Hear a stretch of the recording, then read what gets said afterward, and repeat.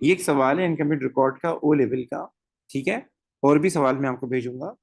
इसमें सबसे पहला पार्ट है, state two advantages of maintaining full double entry records. अगर हम डबल एंट्री बुक कीपिंग करते हैं, डेबिट भी करते हैं, क्रेडिट भी करते हैं, तो बिजनेस को क्या एडवांटेज होंगे? बिजनेस को एक एडवांटेज ये होता है कि एरर के चांसेस क्या हो जाते हैं, रिड्यूस हो जाते हैं। क्योंकि double entry book keeping follow करने का मतलब ये कि आप कंट्रोल अकाउंट भी बनाएंगे, बीआरएस भी बनाएंगे, आप जो हैं क्या नाम है, ट्रायल बैलेंस भी बनाएंगे। तो एरर के चांसेस, फ्रॉड के चांसेस कम हो जाते हैं। ठीक है, उसके अलावा फाइनेंशियल स्टेटमेंट्स बनाना आसान हो जाता है, इजी हो जाता है। ठीक है, अगर आप सिंगल एंट्री पढ़ेंगे ना, सिंगल एंट्री में फिर बड़ी प्रॉब्लम्स होती हैं फाइनेंशियल स्टेटमेंट्स बनाना। तो अगर आप प्रॉपर डेबिट एंड क्रेडिट कर रहे हैं तो उसका फायदा क्या होता है, आपके एरर के चांसेस रिड्यूस हो जाते हैं। ठीक है, और उसके अलावा आपकी एक्यूरेसी एंड रिलायबिलिटी इंप्रूव हो जाती है। गलतियां कम से कम होती हैं तो चीजें एक्यूरेट हो जाती हैं। उसके अलावा आपने चीजें प्रॉपर तरीके से लिखी हैं तो हर बंदा आप पे ट्रस्ट कर सकता है। Financial statement can be easily prepare, trial balance बन जाती है। ट्रायल बैलेंस बनाने के बाद हम आराम से एसएफपी और इनकम स्टेटमेंट बना सकते हैं। हर चीज का डिटेल रिकॉर्ड होता है, किस बंदे से कितने पैसे लेने हैं, कितने पैसे बकाया हैं, अब हमारे पास कितने एसेट्स हैं, कितनी लाइबिलिटीज हैं। हर चीज का प्रॉपर रिकॉर्ड आ रहा होता है। अगर आपने इनकम स्टेटमेंट बनानी है, नो इशू। आपने फाइनेंशियल पोजीशन देखनी है, नो इशू। अब आते हैं, आगे चलते हैं। ये याद कर लीजिएगा, क्योंकि जब भी इनकम रिकॉर्ड का सवाल आएगा आपसे जरूर पूछेगा, डबल एंट्री बुक कीपिंग के फायदे बताओ, सिंगल एंट्री बुक कीपिंग की लिमिटेशन बताओ, सिंगल एंट्री बुक कीपिंग के नुकसान बताओ। तो जो डबल एंट्री बुक कीपिंग के फायदे हैं वहाँ नुकसान है। वहाँ डिटेल रिकॉर्ड नहीं होता, वहाँ फाइनेंशियल स्टेटमेंट बनाना इतना आसान नहीं होता, एरर के चांसेस वहाँ ज्यादा होते हैं। अच्छा जी अब पेपर में आते हैं। पेपर में ये होता है कि इनकम रिकॉर्ड में होता क्या है, जैसे एक सवाल है, इसमें इसने आपको बैंक अकाउंट दे दिया, बैंक अकाउंट की रिसीट्स दे दी, बैंक अकाउंट की पेमेंट दे दी, ये एनपीओ की तरह ही होता है। और आपको साल के शुरू के एसेट्स, साल के आखिर के एसेट्स बता दिए। ठीक है, अब इसको अटेम्प्ट करने का तरीका ये होता है, इसमें मसला ये होता है कि कभी कभार इनकम स्टेटमेंट बनानी होती है, लेकिन इनकम स्टेटमेंट बनाने के लिए ये मैं ये नहीं बताता कि सेल्स कितनी हुई है, ये मैं ये नहीं बताता कि परचेजेस कितनी हुई है, नहीं बताता। तो इनको अटेम्प्ट कैसे करें? इनको फिर अटेम्प्ट करने के लिए ये होता है कि हम फिर रेलेवेंट अकाउंट्स बनाते हैं, लाइक सेल्स फाइंड करने के लिए सेल्स लेजर कंट्रोल अकाउंट, और इसी तरीके से परचेज फाइंड करने के लिए परचेज लेजर कंट्रोल अकाउंट बनाते हैं। जी जी, और कभी कभार मार्कअप मार्जिन दिया होता है तो फिर हम उसके जरिए भी फाइंड करते हैं। तो यहाँ कह रहा है, calculate the total purchases for the year ended 30 September 2014। Total purchases find करनी है। टोटल परचेजेस फाइंड करने के लिए सवाल पढ़ लेते हैं। तो इस सवाल में ट्रेड पेबल्स दिए हुए हैं, ओपनिंग भी दिया हुआ है, क्लोजिंग भी दिया हुआ है। ठीक है, सर ट्रेड पेबल्स जब दिए हुए हैं तो ट्रेड पेबल को हमने पेमेंट भी की होगी, तो पेमेंट टू क्रेडिट सप्लायर भी दिया हुआ है इसने। भाई देखिए, हम ट्रेड पेबल का अगर अकाउंट बनाएंगे ना तो हमें बैलेंस बीडी भी चाहिए होगा, सीडी भी चाहिए होगा, ट्रेड पेबल को जो पेमेंट की है वो भी चाहिए होगी। एनपीओ में आपको याद होगा, परचेजेस फाइंड करते थे रिफ्रेशमेंट के लिए, उसी तरह का है। अगर कोई परचेज रिटर्न है तो वो भी आएगा, कोई डिस्काउंट रिसीव है तो वो भी आएगा, वो अलग से बताएगा, इन्फॉर्मेशन में बताएगा। ये कैश परचेजेस है, सवाल में टोटल परचेजेस बोली है, तो ये भी पार्ट बनेगा। तो कर लेते हैं सर, हम आराम से यहाँ पे छोटा सा एक अकाउंट बना लेते हैं ताकि जिंदगी आसान हो जाए और परचेजेस हम फाइंड कर लें। ठीक है, ये पेबल का अकाउंट बना रहा हूँ। पहले लिखेंगे बीडी, पेबल का बीडी कितना है, 1150। फिर लिखेंगे सीडी, पेबल का सीडी कितना है, 1430। अच्छा जी, उसके बाद हम लिखेंगे, सॉरी, उसके बाद हम लिखेंगे हमारे पास पेबल ने पैसे कितने दिए हमने पेबल को, 17,800। सर ये डेबिट साइड पे आएगा 17,800, दोनों साइड का टोटल करेंगे तो आपके पास क्रेडिट परचेजेस आ जाएगी, आपके पास क्रेडिट परचेज आ जाएगी। बताएं कितना आया, 17,800 प्लस 1430 माइनस 1150, ये बता दें क्रेडिट परचेजेस कितनी आई।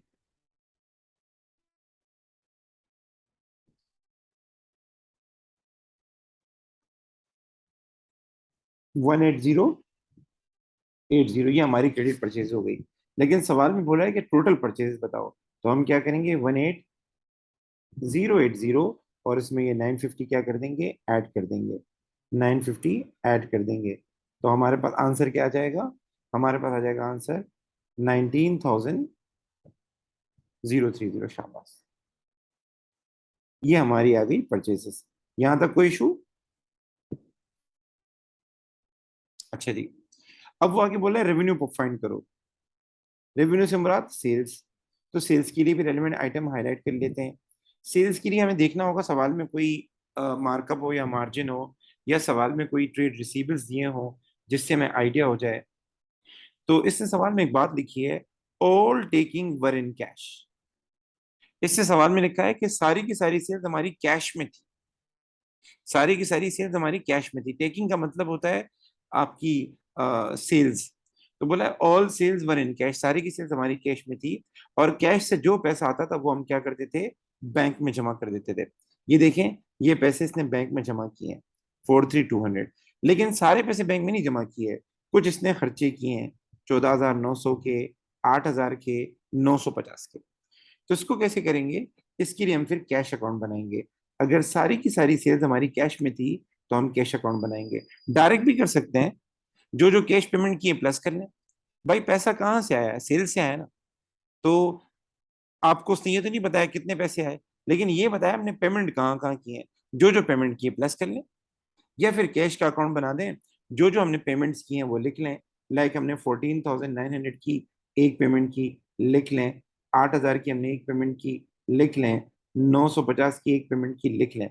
और जो पैसे हमने बैंक में जमा कराए, जाहिर है इसमें भी कैश का अकाउंट क्या हुआ होगा, डेबिट हुआ होगा, बैंक क्रेडिट हुआ होगा, ये भी लिख लें। 43,200, ये सारे लिख लें। अब ये सारे खर्चे मैंने लिख दिए। 43,200 जो बैंक में जमा किए, 14,900 जो हमने स्टाफ को दिए, 8,000 जो हमने ड्राइंग की, और 950 की जो हमने कैश परचेज की, ये सारा पैसा कैश से आया था। अब हमें ये नहीं पता कि how much amount was received, हमें ये नहीं पता, लेकिन हमें ये पता है कि हमने पेमेंट कितनी की है। तो इन सारी पेमेंट्स को प्लस कर लें, आपके पास आंसर आ जाएगा। जी बेटा, मुझे पता है हमारी केसेस कितनी हुई। हमारी केसेस आ जाएंगी 6, 7। टोटल सेल्स हमारी आ जाएंगी 67050। यहां तक मेरे साथ है? Okay sir, okay. 67050, ये मैं नोट डाउन कर लेता हूँ। आप मार्क्स देख लें कितने मार्क्स का है, 5 मार्क्स का, 3 मार्क्स का। आगे वो कह रहा है आईएएस बनाओ, क्या बनाओ, आईएएस बनाओ। तो आईएएस के लिए बेटा आप सबसे पहले रेवेन्यू लिखेंगे 67050। फिर उसके बाद ओपनिंग इन्वेंट्री लिखेंगे। तो ओपनिंग इन्वेंट्री ये रही आपके पास, क्लोजिंग इन्वेंट्री ये रही। इसमें कोई इशू नहीं होता, लिख लेते हैं। ओपनिंग इन्वेंट्री 350 है, परचेजेस थी 19,030, सारी परचेज आएगी। क्लोजिंग इन्वेंट्री है 720, ठीक है। टोटल कर लेंगे तो हमारे पास कॉस्ट ऑफ सेल्स आ जाएगी। कॉस्ट ऑफ सेल्स को रेवेन्यू से माइनस करेंगे तो हमारे पास ग्रॉस प्रॉफिट आ जाएगा। मुझे बता सकते हैं ग्रॉस प्रॉफिट कितना है? पहले तो कॉस्ट ऑफ सेल्स बताएं कितनी आ रही है।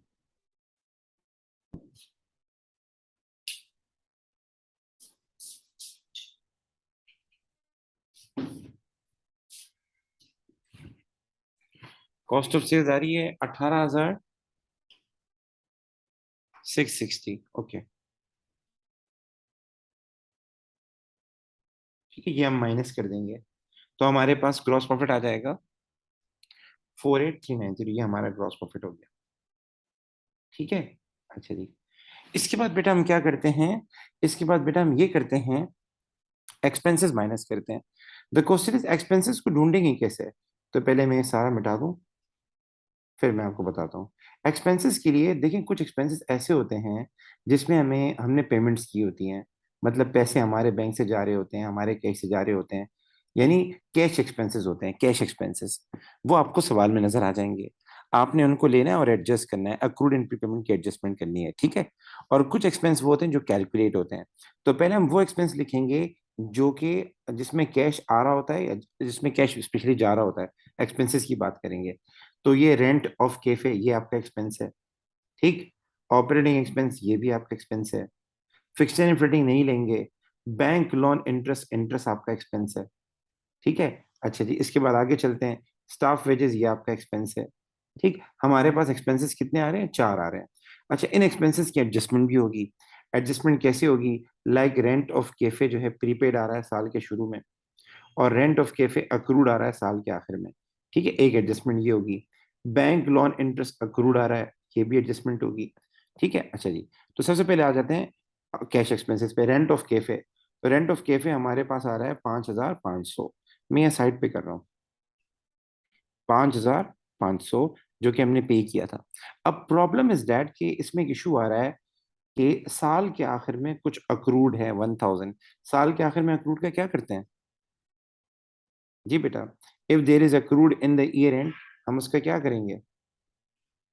ऐड करेंगे, शाबाश, हम उसको ऐड कर देंगे।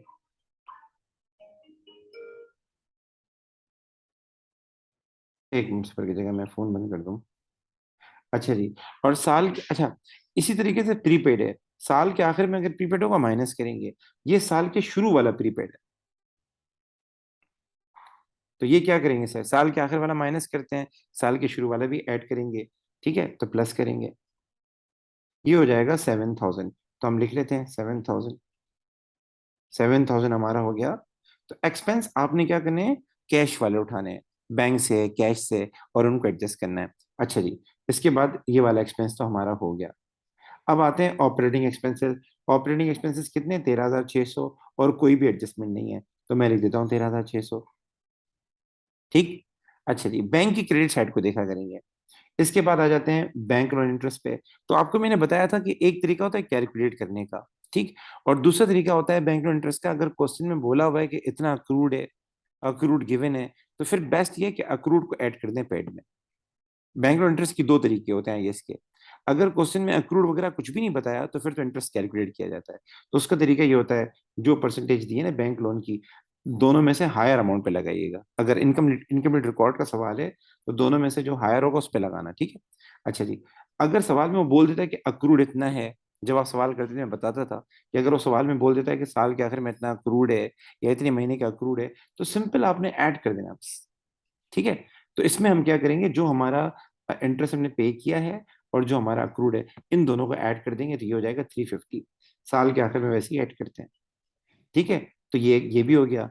उसके अलावा कैश कैश के अंदर आते हैं। तो कैश में अपने स्टाफ वेजेस पे किए थे 14,900, हम ये भी ले लेते हैं 14,900, ठीक है।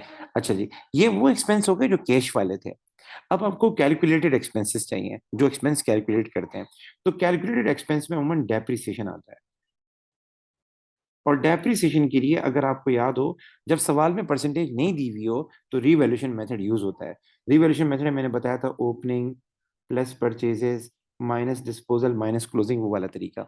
तो ओपनिंग बैलेंस आपके पास सवाल में ये रहा, ये हमारा ओपनिंग है, ये हमारा क्लोजिंग है, तो ओपनिंग आ गया, क्लोजिंग आ गया। परचेज हमें यहाँ से लेना पड़ता है, क्या नाम है आपका, सवाल से लेना पड़ता है, ये बैंक से लेना पड़ता है, तो परचेजेस बैंक में है।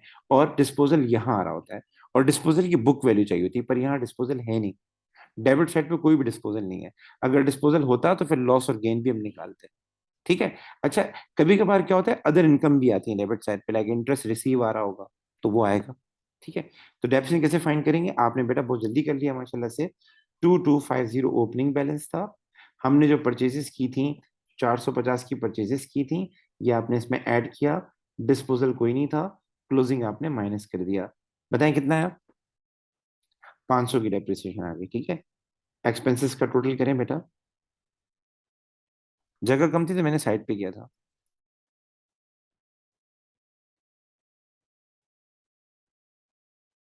बी क्विक बेटा, जल्दी करें ताकि दो से दो सवाल डिस्कस कर लें, एटलीस्ट आईएएस तो इसकी कवर हो जाए।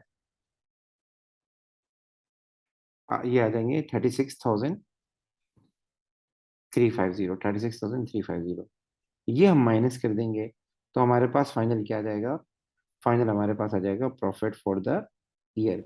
अच्छा, वैसे मैंने साइड पे काम किया था, तो प्रॉफिट आ जाएगा 12,040। शाबाश बेटा, बहुत आला, मतलब काफी हद तक समझ में आ गया। चलिए जी, ये एक और सवाल है, ये ट्राई कर लेते हैं। इसमें ये आप कीजिएगा जल्दी से, ठीक है ना। इसमें ये रहा है कि, अच्छा देखिए, control account are very important. Control account जरूरी नहीं है कि खाली वो इसलिए बनवाए कि बैलेंस सीधी फाइंड करो। कंट्रोल अकाउंट मिसिंग फिगर के लिए फाइंड होते हैं, कभी कभार ओपनिंग बैलेंस फाइंड करवाता है। आप कंट्रोल अकाउंट बनाए, जो फिगर फाइंड करने की जगह खाली छोड़ दें, आपको पता लग जाएगा। तो ये सवाल मैं चाहूंगा आप करें मेरे सामने, और आपको पहले मैं वो आइटम टिक कर देता हूँ। आपको पहले परचेज लेजर कंट्रोल अकाउंट बनाना है। तो परचेज लेजर कंट्रोल अकाउंट के लिए ट्रेड पेबल का बैलेंस चाहिए होगा, क्रेडिट साइड पे आएगा। ठीक है ना। अच्छा जी, cheque paid to trade payable चाहिए होगा, वो ये रहा। उसके बाद डिस्काउंट रिसीव चाहिए होगा, वो ये रहा। ठीक है। अच्छा जी, उसके बाद परचेज रिटर्न चाहिए होगा, वो भी ये रहा। उसके बाद ट्रेड पेबल का क्लोजिंग बैलेंस चाहिए होगा, वो ये रहा।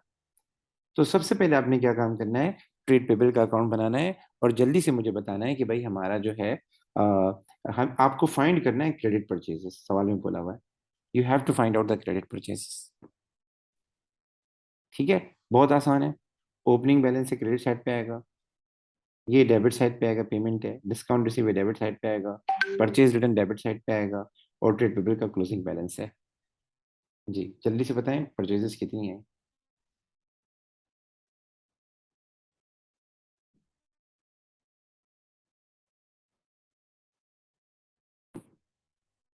शाबाश बेटा, मैं लिख लेता हूँ परचेजेस। परचेजेस आ गई हमारे पास 11600। ठीक है। अच्छा जी, उसके बाद आते हैं हम इसके ऊपर। आपने सेल्स फाइंड करनी है। ठीक है। सेल्स फाइंड करने के लिए हम क्या करेंगे सर, हम रिसीवेबल को हाईलाइट कर लेते हैं। ये रिसीवेबल की वैल्यू आ गई। ये हमारे पास रिसीवेबल की जो आपने चेक रिसीव किए थे वो आ गए। ये हमने डिसऑनर्ड चेक आ गए हमारे पास। ठीक है। अच्छा जी। अच्छा, उसके बाद आ जाते हैं, उसके बाद डिस्काउंट अलाउड आ जाएगा। ठीक। उसके बाद बैडेड आ जाएगा। ये आप कर लीजिएगा, मैं आपको कैशेस नहीं आती। और ट्रेड रिसीवेबल का क्लोजिंग बैलेंस आ जाएगा। अच्छा, आपको भी क्रेडिट सेल्स फाइंड करनी है। मैं चाहूंगा दोनों फाइंड कर लें आप, क्योंकि वैसे ही आगे जाके सवाल करना होगा। तो क्रेडिट सेल्स भी फाइंड करें और ओवरऑल रेवेन्यू भी फाइंड करें। कैशेस ऐड कर दीजिएगा, ओवरऑल रेवेन्यू के लिए आपने कैशेस ऐड करनी होगी। पेपर में जब रेवेन्यू का सवाल आ जाए ना, it means you have to calculate the total sales.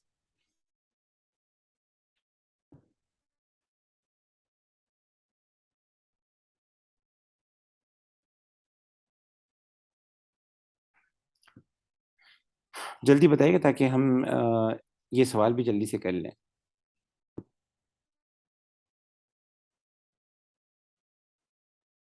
अच्छा जी, 22600 ये हमारी क्रेडिट सेल्स है। ठीक है। और इसमें हम ऐड कर देंगे 10,500। तो ये हो जाएगा 33 हो जाएगा, 100। चेक कीजिएगा, यही आंसर है। ठीक है। अच्छा जी, आगे चलते हैं। आगे कह रहा है आईएएस बनाओ। तो बेटा आईएएस बनाने के लिए सबसे पहले रेवेन्यू चाहिए होगा। जल्दी से कर लेते हैं। रेवेन्यू है 33,100। उसके बाद फिर हम क्या करेंगे, उसके बाद हम लिखेंगे ओपनिंग इन्वेंट्री। ओपनिंग इन्वेंट्री सवाल में ये देखिए दी हुई है, ये रही। ये क्लोजिंग इन्वेंट्री है, आसान सवाल है, जल्दी से कर लेते हैं। तो ओपनिंग इन्वेंट्री आ जाएगी 9350। परचेसेस 11,600। और क्लोजिंग इन्वेंट्री है 8,650। हम खाली लिख लेते हैं, आप कैलकुलेशन भले नहीं करें। ठीक है। इसके बाद ग्रॉस प्रॉफिट आ जाएगा। पेपर में कोशिश करें शॉर्टकट यूज नहीं करें, मैंने आपको पहले ही बोला था एक पेपर सॉल्व करके मुझे जरूर भेजें। एक पेपर मुझे सॉल्व करके जरूर भेजें, ठीक है। अच्छा जी, ग्रॉस प्रॉफिट के बाद एक्सपेंसेस पे आते हैं। तो इस एक्सपेंसेस के लिए हमें बैंक चाहिए होता है। अब इसने बैंक तो नहीं दिया लेकिन पेमेंट लिखी हुई है। तो ये वेजेस ले लेंगे, जनरल एक्सपेंसेस ले लेंगे। और जनरल एक्सपेंसेस में एडजस्टमेंट है, एडजस्टमेंट करनी पड़ेगी। तो सबसे पहले आते हैं वेजेस के ऊपर। वेजेस हैं 15,200। फिर आते हैं जनरल एक्सपेंसेस पर, उसमें एडजस्टमेंट करने की 7,900 है। और साल के आखिर में जो ओविंग होगा ना, देखिए ये ओपनिंग है ये क्लोजिंग है। तो जो हमारा क्लोजिंग होगा तो वो ऐड होगा। ओविंग हमेशा जो क्लोजिंग होता है वो ऐड होता है। साल के आखिर में जो ओविंग होता है वो ऐड होता है। ठीक है, क्योंकि उसका ताल्लुक इसी साल से है। और जो साल के शुरू वाला है उसका ताल्लुक प्रीवियस ईयर से जो कि गुजर गया है, तो ये माइनस करना होता है। तो साल के आखिर वाला क्लोजिंग ऐड कर देते हैं। ठीक है। और साल के शुरू वाला जो ओविंग है वो माइनस कर लेते हैं। बता दें ये कितना है, 7,200। तो हमारे पास एक्सपेंसेस में एक 15,200 आ गया, एक 7,200 आ गया। डेप्रिसिएशन के बारे में अच्छा नॉन क्रेडिट दिए हुए हैं। अमूमन ये होता है कि there is no purchase in disposal. तो कोई इशू नहीं है, आप ओपनिंग में से क्लोजिंग माइनस कर दें। तो 18,000 -17,200, you will get the depreciation. आपके पास डेप्रिसिएशन आ जाएगी 800। तो ये तीन चीजें हो गई, इनको प्लस करके माइनस कर लें, आखिर में आपके पास प्रॉफिट या लॉस आ जाएगा। लॉस भी आ सकता है, कोई इशू नहीं है। सर 800 का क्या आ रहा है, प्रॉफिट आ रहा है लॉस आ रहा है?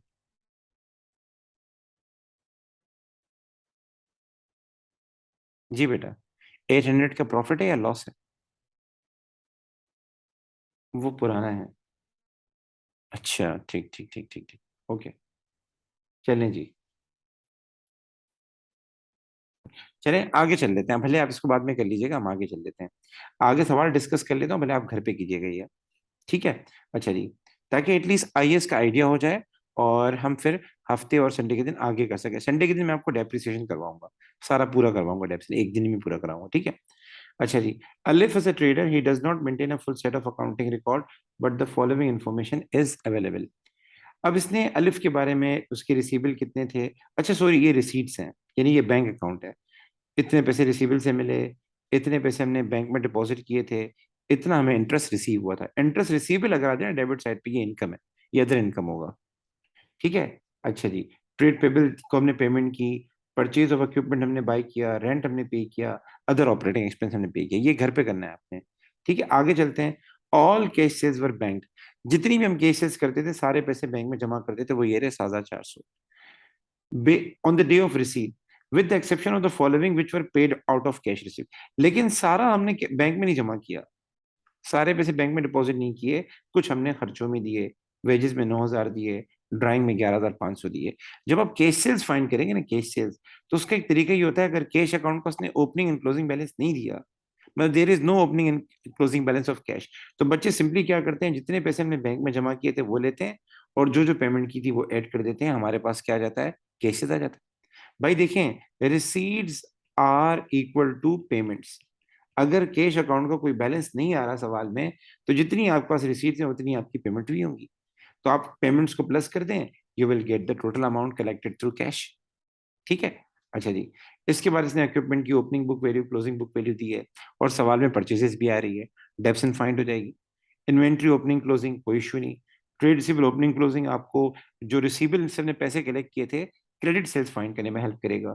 Trade payable credit purchase find करने में हेल्प करेगा। वेजेस ओविंग आपको पता है, रेंट प्रीपेड आपको पता है, बैंक का कोई काम नहीं है, कैपिटल का कोई काम नहीं है आईएएस में। तो first of all you have to calculate sales, आप दोनों निकालेंगे, रिसीबल वाली भी निकालेंगे और कैश सेल्स भी निकालेंगे। कैश सेल्स के लिए कोई टी अकाउंट बनाने की जरूरत नहीं है, अगर सवाल में कोई कैश का बैलेंस नहीं दिया, बैंक का नहीं कैश का बोल रहा हूँ। परचेजेस आप ट्रेड पेबल का अकाउंट बना के फाइंड कर लेंगी, and then you have to make income statement. ठीक है, हो जाएगा ये सवाल, इसमें कोई इशू तो नहीं है? जी बेटा, बेटा आर यू देयर? ठीक है। अच्छा जी, चले मैं शीट आपको ग्रुप में भेज देता हूँ, ठीक है। ये सवाल है मई 2016 पेपर 2-1 का है, अच्छा सवाल है। तो आप इसका इनकम से, इसकी इनकम स्टेटमेंट बना लीजिएगा, ठीक है। मैं देख लेता हूँ, मैं आपको और सवाल भी भेज देता हूँ कंप्यूटर रिकॉर्ड के, ताकि अच्छा है, प्रैक्टिस हो जाए, अच्छी बात है, और मसाइल नहीं हो। फिर मैं कल तो क्लास शायद मैं नहीं ले पाऊँ, मैं बिजी हूँगा। मैं सैटरडे के दिन इनकम्प्लीट रिकॉर्ड की लास्ट क्लास लूंगा, कोई और वीडियो मिसिंग होगी तो वो भी भेज देता हूँ मैं आपको। और संडे के दिन इंशाल्लाह हम करेंगे डेप्रिसिएशन। ठीक है, संडे के दिन हो सकता है मैं आपकी बड़ी क्लास रखूं, ताकि डेप्रिसिएशन पूरा मैं कवर करवा दूं, और फिर आप पेपर्स वगैरह के जो इशू हो, एरर्स, एरर्स मैंने नहीं पढ़ाई क्या?